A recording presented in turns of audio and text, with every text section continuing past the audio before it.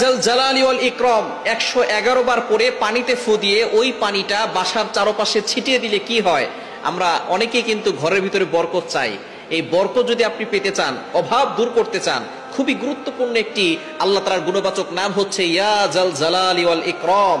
আল্লাহ পাক রব্বুল আলামিনের এই গুণবাচক নাম করে দোয়া করলে আল্লাহ তাআলা সেই দোয়াটা কবুল করেন। এটা আল্লাহ তাআলা নিজে বলে দিয়েছেন। কোরআন খুলেন 9 নম্বর পারা 13 নম্বর পৃষ্ঠার 4 নম্বর লাইন, সূরা আরাফের 180 নম্বর আয়াতে আল্লাহ বলছেন ওয়ালিল্লাহিল আসমাউল হুসনা ফাদউহু বিহা।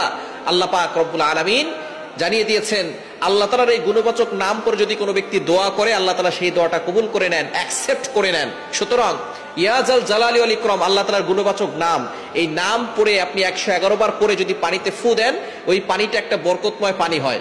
ওই পানিটা খেলে আল্লাহ পাক রব্বুল আলামিন আপনাকে সুস্থতার নিয়ামত দান করবেন। আপনি কল্পনাও করতে পারবেন না, অনেক অসুস্থ ব্যক্তি আছে, কোনো ওষুধে তার রোগ ভালো হয় না। এরকম হয় কি হয় না? অনেক ডাক্তার দেখিয়েছে, কোনো রিপোর্টে কোনো কিছু ধরা পড়ে না। ডাক্তার বলতেছে সব জায়গায় সবকিছু ঠিক আছে, তারপরে সে অসুস্থ, সে কোনো সময় সুস্থ থাকতে পারে না। আপনি আল্লাহ তাআলার এই গুণবাচক নামটা পড়বেন, সাথে সাথে সূরা ফাতিহাটাও পড়বেন। সূরা ফাতিহার ভিতরে শিফা আছে, আয়াতুশ শিফা বলা হয় সূরা ফাতিহাকে। সূরা ফাতিহা হচ্ছে উম্মুল কোরআন, কোরআনের মা। সুতরাং আল্লাহ তাআলার এই গুণবাচক নাম খুবই ফজিলতপূর্ণ একটি নাম।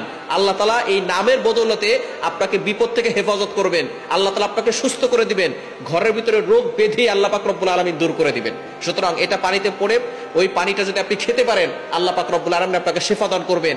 আপনি মনে মনে চিন্তা করবেন আল্লাহ তাআলার গুণবাচক নামের বদৌলতে আল্লাহ তাআলা আমাকে শিফা দান করবেন। এজন্য আপনি এটা 111 বার পড়বেন।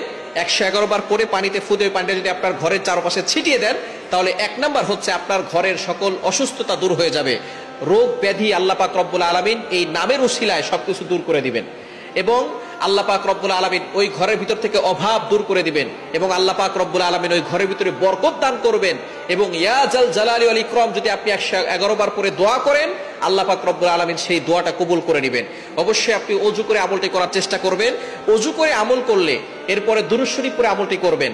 দুরূদ শরীফ প্রথমে 3 বার পড়বেন, শেষে 3 বার পড়বেন। দুরূদ শরীফ পড়ে যে আমল করা হয় সেই আমল আল্লাহ পাক রব্বুল আলামিন তাড়াতাড়ি কবুল করেন। অনেক সময় আমরা দোয়া করে দোয়া কবুল হচ্ছে না, দুরূদ শরীফ পড়ে দোয়া করবেন, আল্লাহ পাক রব্বুল আলামিন এই দোয়াটার সাথে সাথে 7 আসমান ভেদ করে আরশে আজিমে গিয়ে নক করবে। আর দুরূদ শরীফ না পড়লে সেটা মুআল্লাকুন, পেইন্টিং অবস্থায় থাকে, ঝুলন্ত অবস্থায় থাকে। দুরূদ শরীফ পড়বেন, প্রতিটি আমলের শুরুতে দুরূদ শরীফ পড়ার চেষ্টা করবেন। আপনি ওযু করে আমলটি করবেন, 3 বার দুরূদ শরীফ পড়বেন, এরপরে ইয়া জাল জালালি ওয়াল ইকরাম 111 বার পড়ে আবারও 3 বার দুরূদ শরীফ পড়ে পানিতে ফু দিবেন।